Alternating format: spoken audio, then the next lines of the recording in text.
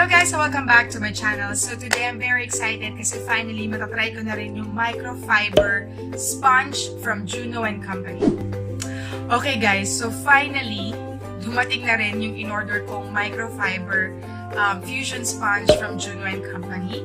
And it arrived in a bag like this kasi in-order ko siya from the US. So dumama siya ng customs. I have to pay some custom fee, but anyway, finally, dumating na rin siya. And it looks like this. So, it's from Juno & Company. Ito yung sponge. So, it says there, microfiber sponge. And then at the back, microfiber fusion sponge. Akala ko nga microfiber velvetsponge siya kasi ganun siya sumikat nun eh. Pero, microfiber fusion sponge pala siya. Somewhere 11 pounds. And then, nagbayad pa uli ako sa customs ng same price niya na 11 pounds. So, it took me to pay like 22 pounds just for this sponge. Sobrang na-hype kasi nito, tapos naging viral talaga siya. Kasi yung texture daw niya weird. So, it has this small pack with the do's and don'ts for cleaning. Blah, blah, blah, blah. Siya nagamit. So, hindi pa siya nilisen. So, this is the sponge. Hindi naman siya super weird as I thought it's gonna be. Kasi yung mga napanood kong mga reviews nito, sobrang weirded out sila sa texture. Actually, hindi naman siya sobrang weird. Pero mararamdaman mo lang na talagang may velvet feeling doon. Ganito siya kaliit. So, tatry natin siyang basain and see kung hanggang saan siya lalaki. Wait na guys. Okay guys, so nabasa ko na siya. Hindi siya masyadong sobrang lumaki. And then, ang hirap niyang basain na kasi parang ang tigas pa rin niya dun sa loob. Pero, anyway. So, yan na siya.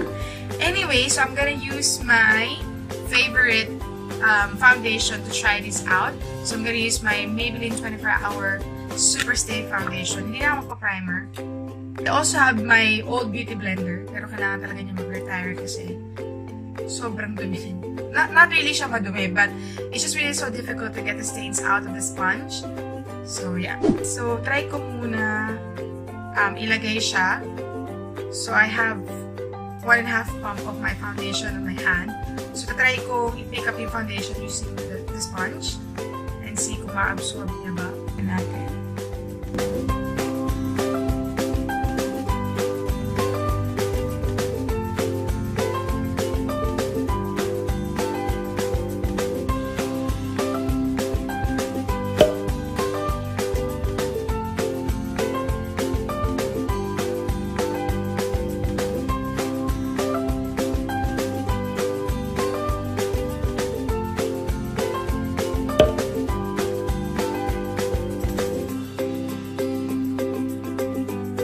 So, ayan. Nag-mark lang dun kung saan ako initially naglagay ng foundation. And then, it actually blends my foundation really, really nice. So, nakita niyo yan, guys.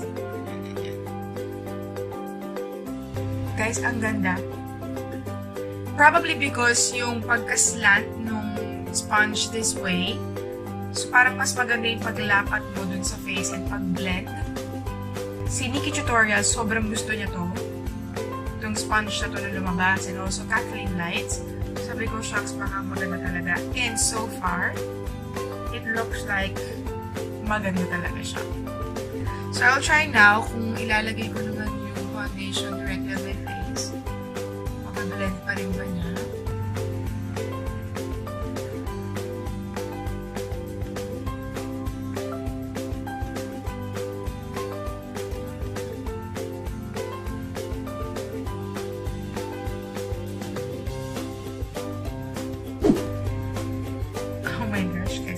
Ang ganda niya.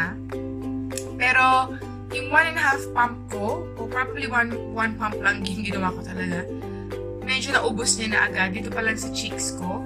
So, let's try to have another pump. 1.5 pump.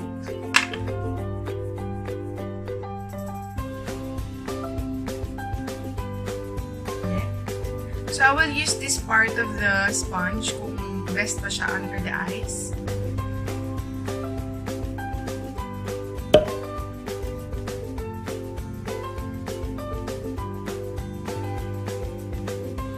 I think I found my new favorite makeup sponge. So it took me probably 2 pumps kasi may natira pa dito sa akin. So hindi naman siya ganun din kaaksaya kasi ganun lang din naman ako generally maglagay ng foundation on a full face of makeup. And guys, ang ganda ng pagka-blend niya sa face ko. So, try naman natin kung concealer ilalagay natin. So, I have here my NARS Radiant Creamy Concealer.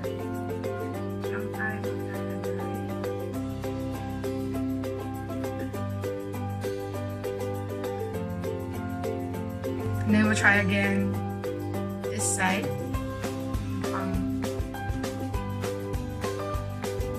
Concealer kaya talaga siya.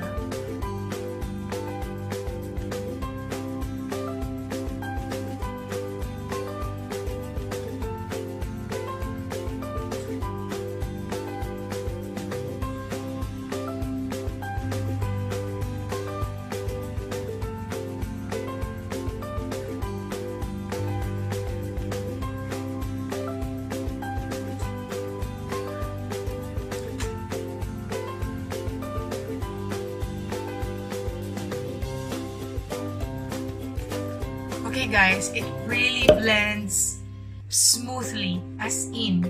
So far, yan, ganyan siya. And then, I'll use it as well to set my face. Try din natin siyang pang-bake.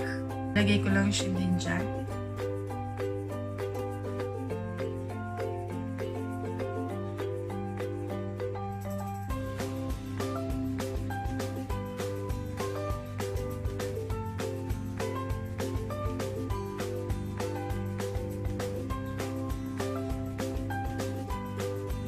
Ang dali niya rin gamitin pang-bake, guys. So, tatapusin ko lang yung makeup ko and then I'll give you my final thoughts.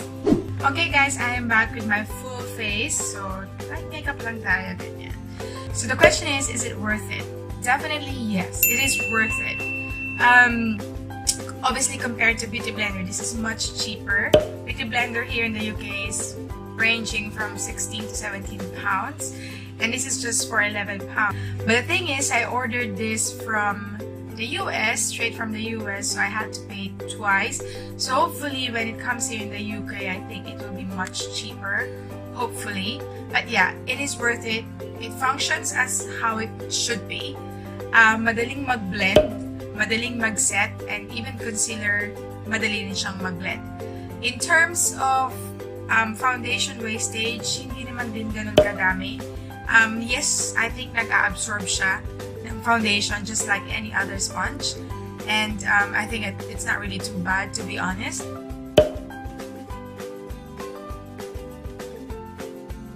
Favorite ko tong part na to, itong pagka-slant dyan, tsaka dito. But on this part, hindi ko siya totally nagamit, so hindi ko alam kung... But obviously, I can still use it for any other things or any other parts of my face. But obviously, ito kasi medyo talaga alam mo kung para saan siya gamitin and kung saan mo siya pwedeng gamitin. I would actually recommend this for you to try out. So yeah, what are your thoughts on this super hyped sponge? Let me know in the comment section down below. And yeah, I think that's it for this video. Thank you very much for watching and don't forget to subscribe before you leave. Thank you, bye! Joke lang.